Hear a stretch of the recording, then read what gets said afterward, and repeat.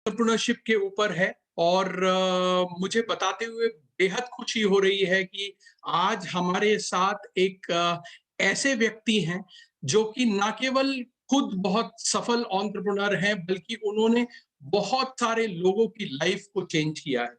इससे पहले कि मैं उन्हें इस डिजिटल प्लेटफॉर्म पे इनवाइट करूं, दोस्तों, हम उनसे कुछ वार्तालाप करेंगे, उनसे कुछ सवाल पूछेंगे, उनके जवाब हम सुनेंगे।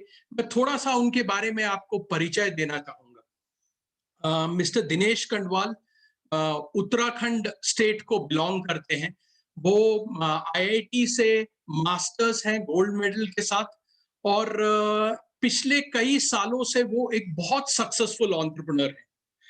उन्होंने न केवल अपने लिए एक बहुत बड़ा बिजनेस तैयार किया है फ्रेंड्स, बल्कि उनकी वजह से बहुत सारे लोगों की लाइफ में चेंज आया है। उन्होंने लोगों को इंस्पायर किया है, हैंड होल्ड किया है, मेंटोर किया है, कोच किया है and he has influenced so many people, so many life, so many families.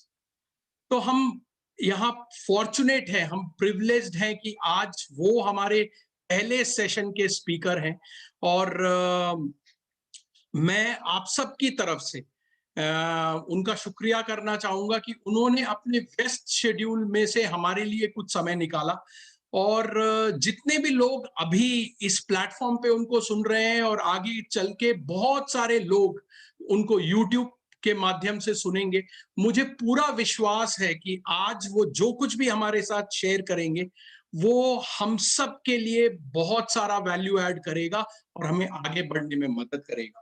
तो आप सबके एक्साइटमेंट और क्लैपिंग के साथ मैं यहाँ पर इनवाइट करना चाहता हूँ mister Dinesh Kandwal on the digital screen. Welcome sir. दोस्तों, मैं आपको बताऊं कि कंडवाल सर एक एंटरप्रेन्योर होने के साथ साथ एक बहुत ही वर्सेटाइल पर्सनालिटी है। नेशनल लेवल के बैडमिंटन प्लेयर हैं। उन्होंने एथलेटिक्स में नेशनल लेवल पे स्टेट को रिप्रेजेंट किया है, उसका पोजीशन हासिल किया है। वो एक ट्रेन्ड माउंटेनियर है। National Health Institute California, NHI California से एक वेलनेस के एक्सपर्ट हैं। एक पूरे तरीके से एक ऑलराउंड पर्सनालिटी है दिनेश कंडवाल जी। तो उनसे बेहतर कोई भी आज यहाँ इस पहले सेशन के लिए हमारे साथ नहीं हो सकता था दोस्तों। तो बहुत एक्साइटमेंट है और बहुत सारी खुशी है कि वो अपने विजडम को आज यहाँ पर हमारे साथ शेयर करेंगे। So welcome sir. I welcome you on behalf of everyone. Thank you so much, Anandji, and thank you so much, everyone. Welcome and congratulations. All the best. Thank you so much sir. Thank you. तो sir, सबसे पहले हम आपसे आपकी journey के बारे में कुछ जानना चाहेंगे, तो प्लीज हमें अपने जर्नी के बारे में बताइए। Sure, sure. Thank you so much, Anandji, for asking this question. Although it's very difficult, it's almost no, more than 21 years. तो 21 साल का एक्सपीरियंस को समराइज करके बात करना बहुत मुश्किल है। फिर भी मैं कुछ की पॉइंट्स पे ही बात करूंगा। As introduced by our host, like I was a scholar. मैंने फिजिक्स में और मटेरियल साइंस में अपना स्पेशलाइजेशन किया एंड स्टडीज में बहुत अच्छा था, लेकिन सेम टाइम गेम्स और माउंट ट्रेनिंग और ट्रैवलिंग, ट्रैकिंग, ये सब मेरा पैशन रहा है स्टार्टिंग से। योग, मेडिटेशन, ध्यान, ये सब बहुत पहले से। इसका क्रेडिट मैं देता हूँ उस शहर को जिस शहर में मेरी अपब्रिंगिंग हुई है, जिसका नाम उत्तरकाशी है। और उत्तरकाशी एक काशी विश्वनाथ की नगरी है। तो एक होलिस्टिक अप्रोच लाइफ का मुझे वहीं से मिला। जब मैं क्लास 6-7 में था तो वहीं से स्टार्टिंग हुई योग मेडिटेशन की, और 8th-9th क्लास में था तो वहाँ से स्टार्टिंग हुई ट्रैकिंग की और स्पोर्ट्स की। एंड इस तरह से जो पहले की लाइफ थी वो था। उसके बाद फिर finally I reached this institute called university of Roorkee, अब तो IIT रुड़की है, हमारे समय पे वो यूनिवर्सिटी ऑफ रुड़की था। और मैं वहाँ पे मटेरियल साइंस की स्टडीज के लिए गया था। I qualified NET, and then I took a job as a lecturer in a university college. तो एजुकेशन का बैकग्राउंड है मेरा, और एजुकेशन के लिए ही ट्रेंड हुआ था, तो करना भी वही चाहता था पूरी लाइफ। उस फील्ड में ही हम लोग कर रहे थे, और IIT के लिए, इसीलिए हम लोग IIT के इंस्टीट्यूट की भी स्टार्टिंग की, और ऑलमोस्ट 10 साल हमने IIT के लिए पढ़ाया। अब तो खैर यकीन नहीं होता, क्योंकि इतने सालों से हम लोग एंटरप्रेन्योरशिप की जर्नी में हैं, तो कभी कभी लगता है कि क्या कभी फिजिक्स पढ़ाई होगी हमने। तो बिलीफ नहीं होता है कि एक समय पे आज से 10 घंटा, 12 घंटा, 13 घंटा पढ़ाया करते थे। ब्लैक बोर्ड, व्हाइट बोर्ड, बाद में व्हाइट बोर्ड आया, पहले ब्लैक बोर्ड काफी चौक घिसी हुई है। तो वहां से ट्रांसफॉर्मेशन, ये मैं डेस्टिनी कहूंगा। जैसे आनंद जी बोलते हैं कनेक्टिंग द डॉट्स, ये भी एक चीज हो सकती है। But I happen to be part of one of the meeting quite back. It was winters, दिसंबर की बात है, और देहरादून का द्रोण होटल की बात है। और we were there not for the meeting, not for the business, not for any business venture. We were nowhere in the mind or thought process, ये नहीं था। It was just by chance we were part of that meeting, and that changed my life actually. I took a decision to be the part of the entrepreneurship, this opportunity जिसमें हम काम कर रहे हैं।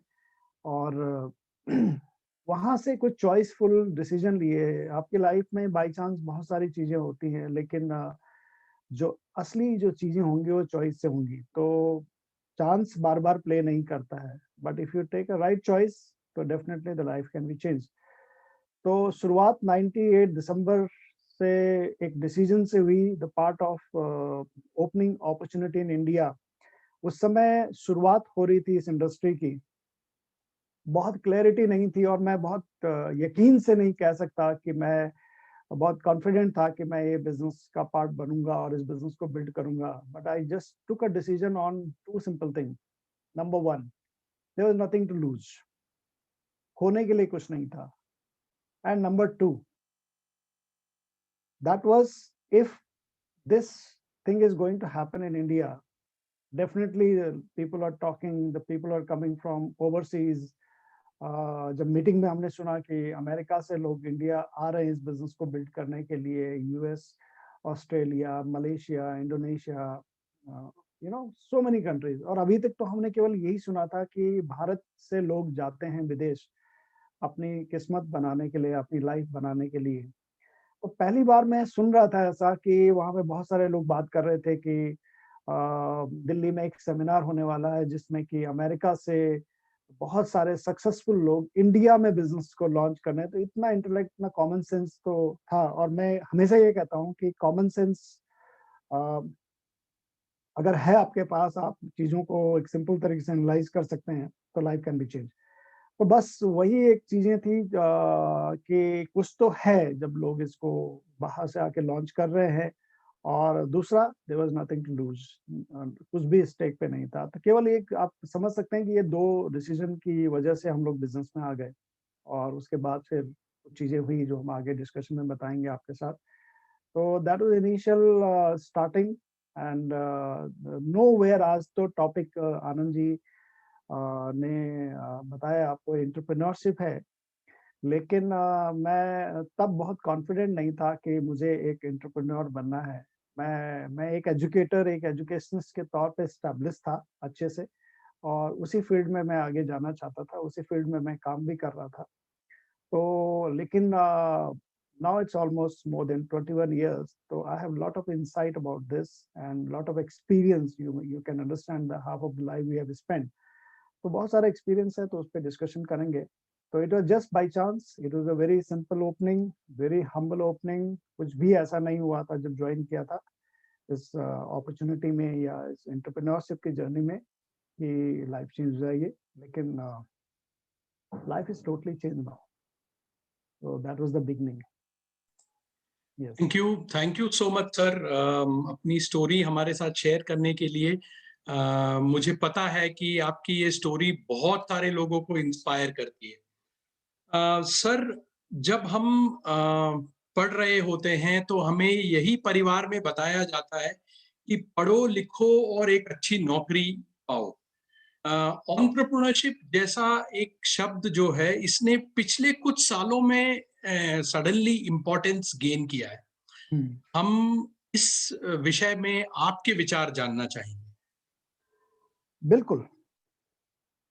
एक हमारे देश में एक मिडिल क्लास फैमिली में ये चीज बहुत ज्यादा प्रचलित होती है कि जो पिछली जनरेशन है वो अगली जनरेशन को बहुत अच्छे से पढ़ाना चाहती है। हर पेरेंट का एक उसका एक सपना होता है उसके बच्चे बहुत अच्छे स्कूल में पढ़े, बड़े अच्छे ग्रेड्स में। हम हमेशा बच्चों को ये बोलते रहते हैं, अच्छा ग्रेड लेके आओ, अच्छी पढ़ाई करो, ताकि आपको एक अच्छी यूनिवर्सिटी में एडमिशन हो जाए, आपको एक अच्छी डिग्री मिल जाए, get a grade, get good degree and then get a good job, right? और आपकी लाइफ अच्छी होगी। तो एग्जैक्टली हम भी वही कर रहे थे। हमने पढ़ाई अच्छे से किया और ये हर मिडिल क्लास फैमिली इस चीज को एक्सेप्ट करती है कि ये होता है वहां पे। लेकिन पिछले, आप जैसे कह रहे हैं कि पिछले कुछ समय से जो एंटरप्रेन्योरशिप है इसके ऊपर, स्टार्टअप्स के ऊपर काफी ट्रेंडिंग है और इस पे लोग बात कर रहे हैं और अलग-अलग फोरम पे बात कर रहे हैं, बड़े-बड़े फोरम पे इसकी बात कर रही है। ये केवल हम पब्लिक के बीच की बात नहीं कर रहे हैं, ये जो प्लानिंग है, सरकारों की जो प्लानिंग होती है, भारत सरकार की जो प्लानिंग है, वहाँ पे लगातार स्टार्टअप्स और एंटरप्रेन्योरशिप की बात हो रही है। तो इसके पीछे दुनिया बहुत तेजी से चेंज हो रही है और आपने देखा होगा ट्रेंड्स चेंज होते हैं। इनिशियल स्टेज में एग्रीकल्चर, जिनके पास जो लैंडलॉर्ड्स थे वो पावरफुल थे। उसके बाद फिर टाइम आया कि इंडस्ट्रीज जो है वो पावरफुल बने, उनकी चलती थी हर जगह, बड़ी बड़ी फैक्ट्रियां लगी। जब डेवलपमेंट का दौर हमारे देश में आया तो बड़े इंडस्ट्रियलाइजेशन हुआ, तो सडनली लैंडलॉर्ड से जो पावर है वो इंडस्ट्रीज के पास चली गई। उसके बाद फिर जमाना आया ई कॉमर्स का। तो फिर हम ये देखने चलन देखने को मिल रहा है पिछले कुछ समय से कि जो ट्रेडिशनल कंपनियां थी वो काफी पीछे चली गई। जो मैन्युफैक्चरिंग एज में कभी एक बड़े बड़े नाम थे, वो नाम सडनली गायब हो गए और उनकी जगह पे कुछ ऐसे नए नाम आए जो कि रिसेंट इवोल्यूशन है। यानी उनका इवोल्यूशन 10 साल या 12 साल से ज्यादा पुराना नहीं है। कोई 2011 में आया है, कोई 2008 में आया है, इसी तरह का एवोल्यूशन है। और आज वो सबसे बड़े एंटरप्राइज हैं जिनमें आप ई कॉमर्स कंपनियों का नाम ले सकते हैं। अमेजन है, फ्लिपकार्ट है, अलीबाबा है, एयरबीएनबी है, ऐसे गूगल है, माइक्रोसॉफ्ट है। ये जो, तो जब ई कॉमर्स आया तो वहां पे फिर टेक्नोलॉजी, अवेयरनेस, राइट, नॉलेज, इसकी पावर बनी। लेकिन पिछले कुछ समय से एक और जो नेक्स्ट ट्रेंड है जिसकी बात कर रहे हैं, जिसको सोशल कॉमर्स कहते हैं। तो सोशल कॉमर्स मीन द जो पर्सन है, person has become more powerful. यानी अगर आपके पास एक आइडिया है और आप वो इस आइडिया पे काम कर सकते हैं तो आप बहुत कुछ बड़ा बना सकते हैं। और इसमें इसकी भी बात नहीं हो रही है कि जो ट्रेडिशनल एंटरप्रेन्योरशिप है उसमें आप बात करते थे कि जिस व्यक्ति के पास ढेर सारा पैसा है वही फैक्ट्री लगा सकता है। और बात भी सही है कि जिसके पास कैपिटल है, जिसके पास पैसा है, वही बिजनेस के अंदर वेंचर करता था। लेकिन आज के टाइम पे आप पिछले कुछ स्टार्टअप आप देखिए कि किसी ने 2000 रुपए से एंटरप्रेन्योरशिप की जर्नी स्टार्ट की, किसी ने एक छोटे से रूम से स्टार्ट किया और आज वो बिलियंस की कंपनी है, बड़ी बड़ी कंपनियां हैं। तो ये जर्नी तो बहुत डिफरेंट है क्योंकि वर्ल्ड चेंज हो रहा है, कंसेप्ट नए आ रहे हैं। तो पहले जो कॉन्सेप्ट्स थे वो कॉन्सेप्ट्स बदल रहे हैं और हर एक को ये कंसेप्चुलेशन, जो जो जो कॉन्सेप्ट्स का चेंज है, इसको अंडरस्टैंड करना बहुत जरूरी है कि व्हाट इज ट्रेंडिंग, राइट, आगे क्या जमाना आने वाला है। और उसके हमको अर्ली साइंस मिलते हैं। यानी ऐसा नहीं कि अचानक आता है, उसके सिम्टम्स मिलते चले आ रहे हैं। जैसे कि मैं आपको बताऊं कि आगे जो इंडस्ट्री है, जो एंटरप्रेन्योरशिप की जर्नी है, राइट, और एंटरप्रेन्योरशिप हमेशा अच्छी होती है। ये बहुत अच्छी सिचुएशन है कि जॉब ढूंढने के बजाय जॉब क्रिएट करना, राइट। आप अपने पोटेंशियल, क्रिएटिविटी और पोटेंशियल का और बेहतर तरीके से यूज कर सकते हैं जब आप एंटरप्रेन्योरशिप की जर्नी के अंदर होते हैं। आपको पता लग जाता है कि अब रियल वर्थ क्या है। एग्जाम्पल के तौर पे मैं अपने आप को ही लेता हूँ कि अगर मैं वेंचर नहीं करता इस फील्ड में, तो शायद मैं एक बहुत अच्छा अध्यापक होता, एक अच्छा टीचर होता, और हमारे पढ़ाए हुए बच्चे वेल प्लेस हैं, बहुत अच्छा रहता। लेकिन शायद मुझे ये पता ही नहीं चलता कि मेरे लाइफ में और भी डायमेंशन हैं, जहाँ पे आप एक होलिस्टिक लाइफ की जो मैं बात करता हूँ, वो शायद तब मुझे आइडिया नहीं था कि लाइफ में और भी पैरामीटर्स हैं और फैक्टर्स हैं जो आपकी लाइफ को एक बहुत अच्छी लाइफ बना सकते हैं। तो एंटरप्रेन्योरशिप को बढ़ावा दिया जा रहा है, और इसलिए भी दिया जा रहा है क्योंकि कॉमर्स का जो स्वरूप है वो बदल रहा है, जो मॉडल हैं बिजनेस के वो बदल रहे हैं। तो सोशल कॉमर्स का ज़माना है, ई-कॉमर्स का जैसे हमने बात किया, अब कई सारे रिवॉल्यूशंस चल रहे हैं इस समय। तो उनमें से एक रिवॉल्यूशन जिसकी आप लगातार बात सुन रहे हैं, वेलनेस रिवॉल्यूशन। कौन रोक सकता है इसको? न्यूट्रास्यूटिकल इंडस्ट्री को कौन रोक सकता है? किसी बड़े आइडिया को कोई नहीं रोक सकता। और दूसरा रिवॉल्यूशन सोशल कॉमर्स का चल रहा है, राइट? तो ये एक बहुत बड़े रिवॉल्यूशन के टाइम पे एक इस समय हम बहुत डायनामिक सिचुएशन में हैं, जहाँ पे आपको बहुत तेज़ी से जाना होगा आगे। और जो एंटरप्रेन्योरशिप की डेफिनिशन है वो आप जो जो उसके रिवार्ड्स हैं वो तो आप ऑब्वियसली पहले भी वही हैं, आज भी वही हैं कि आपको ज़्यादा मौके मिलते हैं।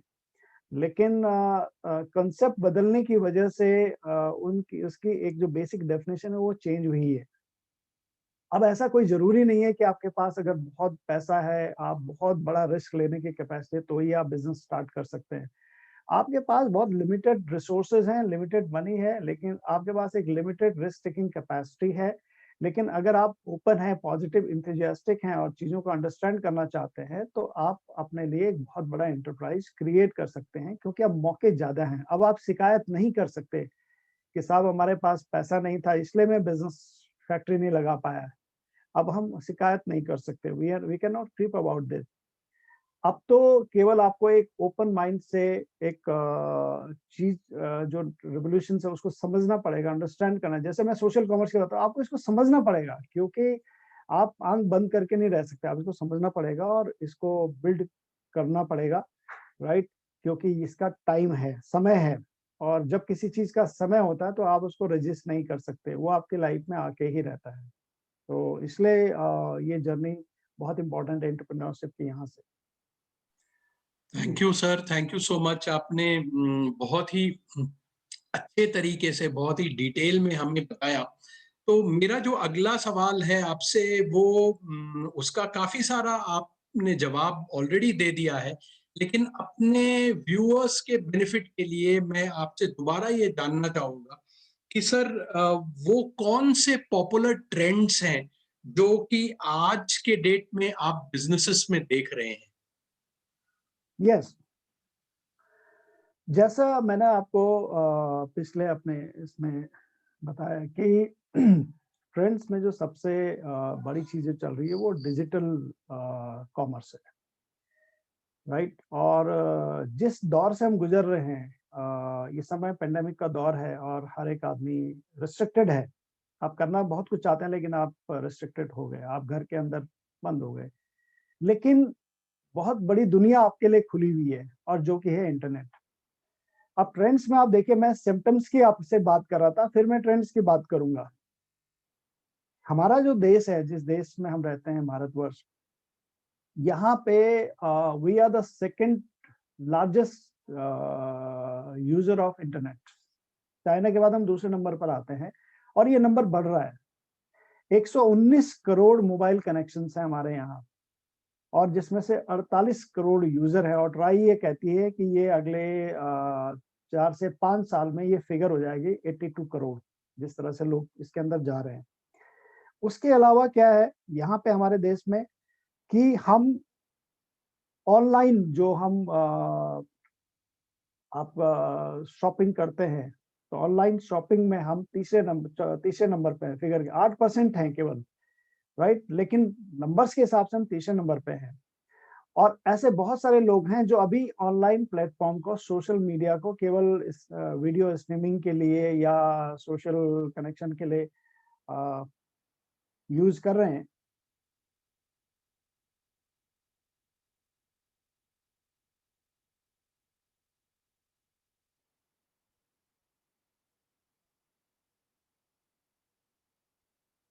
या सॉरी। जी सर, जी। तो ऐसे बहुत सारे लोग हैं जो अभी केवल इसको एंड पे यूज कर रहे हैं, लेकिन जिस तरह से स्मार्टफोन पेनिट्रेशन हो रहा है, तो धीरे धीरे करके लोग इसमें सोशल एक्टिविटी, जो आपके कमर्शियल एक्टिविटीज के जो नंबर है वो बढ़ेंगे, यानी लोग प्रोडक्ट्स को परचेज करना और ऑर्डर प्लेस करना, ये ट्रेंड बढ़ेगा।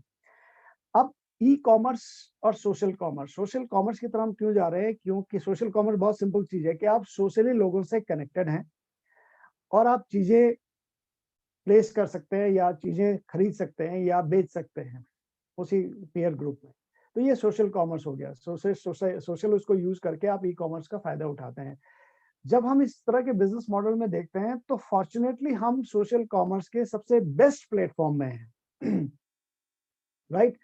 जहाँ पे एक चीज पहले से एस्टेब्लिश्ड है, जैसे आपको किसी भी बिजनेस के जो रिस्क होते हैं, वो रिस्क आप नहीं लेते इस बिजनेस में। यहाँ पे ऑलरेडी एक एस्टेब्लिश्ड कंपनी है, एक एस्टेब्लिश्ड प्रोडक्ट्स हैं, product user product awareness system है, जहाँ पे एजुकेट करते हैं लोगों को।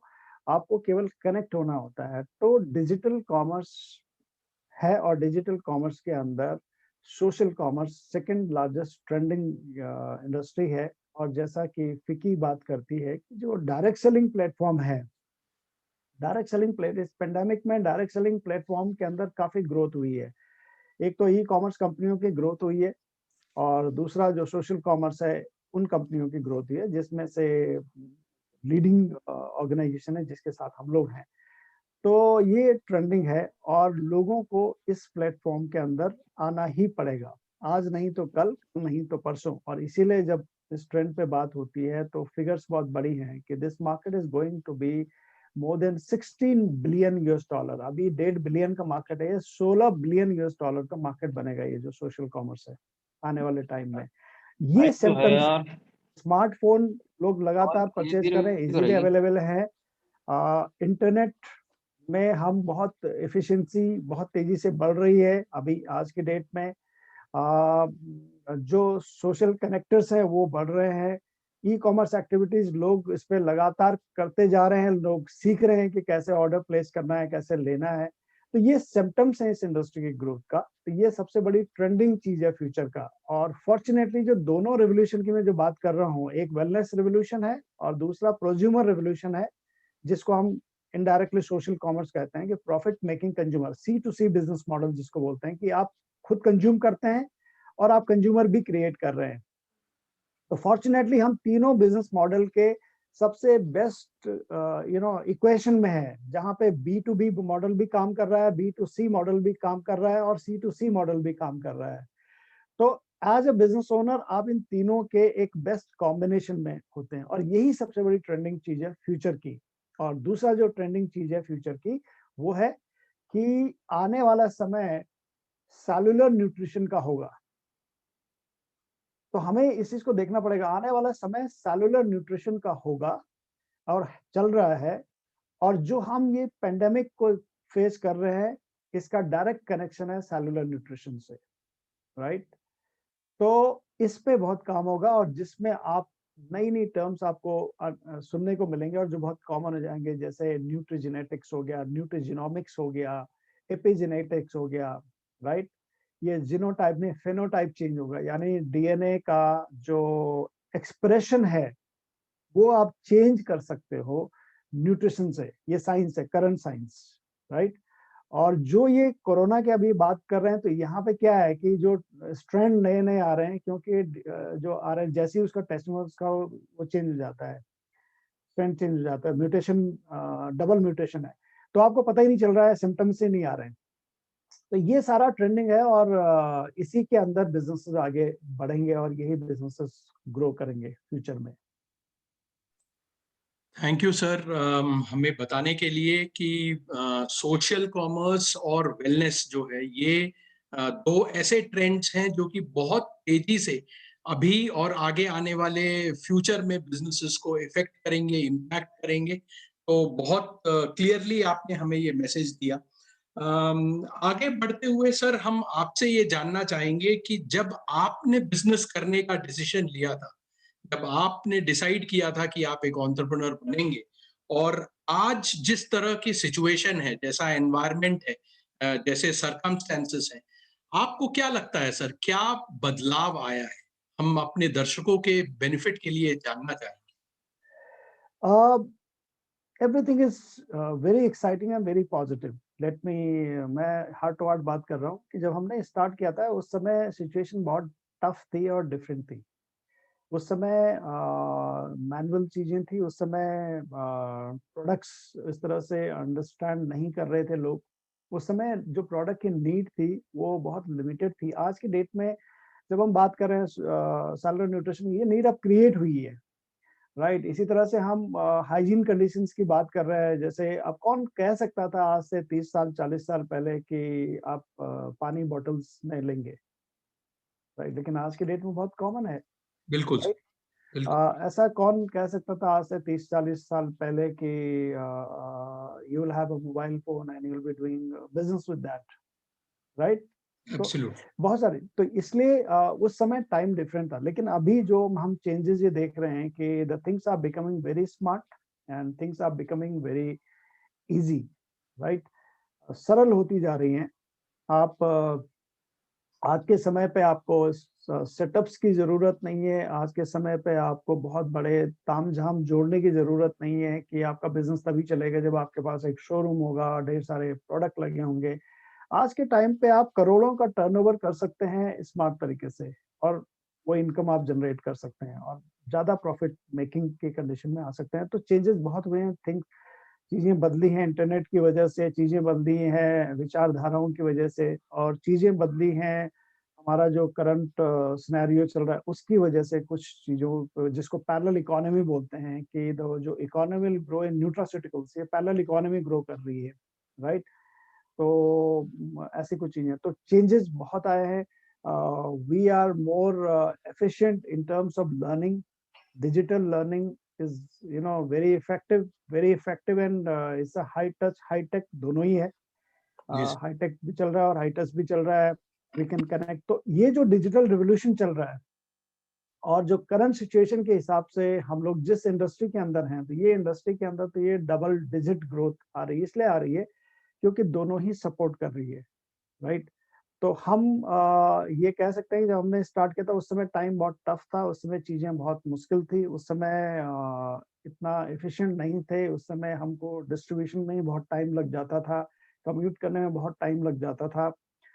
नॉलेज इतनी फास्ट स्प्रेड नहीं हो रही थी। जैसे कि हमको, अगर हमको स्किल लेने हैं, इस बिजनेस की ट्रेनिंग लेनी है, तो हमको डिस्टेंसेस ट्रैवल करनी है, right. To be the part of those seminars or those training programs, it takes time to reach, it takes money to spend. But आज के डेट में आप ये सब चीज आपके लिए इजीली अवेलेबल है एक क्लिक के ऊपर। आपको केवल कनेक्ट होना है और आप उसका जो बेनिफिट, जो उस चीज को समझ गया तो डेफिनेटली वो बहुत उसके बेनिफिट लेंगे लोग, और इसमें बहुत तेजी से लोग ग्रो करेंगे। थोड़ा माइंडसेट हम ब्रेक करना पड़ेगा क्योंकि चेंज इज कभी भी बहुत इजीली लोग एक्सेप्ट नहीं करते। इसी चीज का एक आपने, जैसे आपको अगर बहुत सिंपल सी चीज है, अगर आपने पहले जो फोन यूज होते थे, सीडीएम में जो फोन यूज होता था, हैंडसेट जो होता था, वहां से जी जब सर। आपके फोन आया तो पहले दिन आपको बड़ा मुश्किल हुआ होगा कि यार इसको कैसे करना है, कुछ दबा कुछ और रहे हैं, फोन कहीं और चले जा रहा है। इतना छोटा सा चीज, लेकिन जब आप उसको समझ जाते हैं तो see how efficient you are, how fast you are, right. जी तो सर। इंफॉर्मेशन बहुत तेजी से फास्ट ग्रो करती है। तो ये सारी चीजें चेंजेस हैं, पॉजिटिव चेंजेस हैं, एंड ये एवोल्यूशन जो है ये ग्रेट फ्यूचर की तरफ लेके जाता है। Thank you so much sir, thank you so much. वो डिफरेंस को इतने अच्छे से आपने बताया। मेरा जो अगला सवाल है सर, वो यंग लोगों के लिए है। मैं आपको बताऊं कि मैं खुद यूनिवर्सिटी में बहुत सारे बच्चों को पढ़ाता हूं। तो ये जो यंग हमारे बॉयज और गर्ल्स हैं, लड़के और लड़कियां, एक तरफ तो हम उनको ट्रेनिंग दे रहे हैं कि वो एक अच्छी जॉब हासिल कर सके इंडस्ट्री में, और दूसरी तरफ हम उनको बिजनेस अपॉर्चुनिटी के बारे में बता रहे हैं, एनकरेज कर रहे हैं। तो सर, आपके इतने सालों के अनुभव से ये हमें बताइए कि यदि एक इंडिविजुअल आज एक डिसीजन लेता है, शायद शुरुआत में उसको ये कॉन्फिडेंस ना हो कि वो एक पूरी तरह से बिजनेस बिल्ड करे, लेकिन यदि वो लड़का या लड़की एक डिसीजन ले, तो क्या वो एक बैलेंस्ड तरीके से अपने जॉब के साथ-साथ ऐसे बिजनेस अपॉर्चुनिटी को बिल्ड कर पाएगा, कर सकता है? प्लीज़। या ऑब्वियसली बिल्कुल। मैं जो देखता हूँ अपने चारों तरफ पिछले कई सालों से हम देख रहे हैं, तो people are building business with their jobs. वो अपने जॉब के साथ बिजनेस को बिल्ड कर सकते हैं क्योंकि इस बिजनेस के अंदर काफी फ्लेक्सिबिलिटी है। आप इस बिजनेस के अंदर टाइम को लेवरेज कर सकते हैं, आप जो अनप्रोडक्टिव टाइम है उसको यूज कर सकते हैं, तो डेफिनेटली वो जॉब के साथ कर सकते हैं। मैं सिंपली इसमें एक चीज कहता हूँ कि किसी भी चीज, किसी भी काम को करने के लिए अगर आपको उसका जो करियर यू नो उसका जो फ्लो चार्ट है वो आपको पता है कि अगर हम इस बिजनेस को बिल्ड करते हैं तो क्या। और जब हम कहीं पे बात करते हैं किसी फोरम में और यूनिवर्सिटीज में भी मैं कई जगह गया हूँ जहाँ पे हम थोड़ा सा बात करते हैं उन फिगर्स पे कि भाई इस इंडस्ट्री का पार्ट बनने में क्या आपकी जो करियर ग्रोथ है, जो आपका करियर ग्राफ को किस तरह से चलता है और कैसे कॉम्पिटिटिव अगर हम इसको एनालिसिस करें, तो let me tell you certain things are very very clear, right. Direction industry में के अंदर, इस इंडस्ट्री के अंदर चाहे इनकम का आप रेशियो देख लें या effort ratio, effort reward ratio देख लें या टाइम का आप देख लें, तो everything is very exciting compare to the other industries. पहली बात तो ये है कि इसका बहुत क्लियर कट, ये प्रिडिक्टेबल बिजनेस, प्रिडिक्टेबल है। यहाँ पे जैसे कि एंटरप्रेन्योरशिप में थोड़ा सा लोगों को एक गलतफहमी होती है कि ऊपर मिथ्स होते हैं कि ये एक गैम्बलिंग है, अगर चल गया तो चल गया, नहीं तो बर्बाद हो गए, या होगा या नहीं होगा। ऐसा नहीं है। It's 100% predictable industry, 100% predictable business. You need to understand certain things very clearly, जिसको क्लैरिटी थिंकिंग बोलते हैं। तो अगर आपको क्लियर है तो आप इसको, बिजनेस को अपने प्रायोरिटाइज करके, चीजों को प्रायोरिटाइज करके, वर्टिकल जिसको बोलते हैं ना, कि वर्टिकल एक बैलेंस बना करके कि नंबर वन प्रायोरिटी में अगर आप जॉब कर रहे हैं तो definitely that is bringing bread and butter on your table.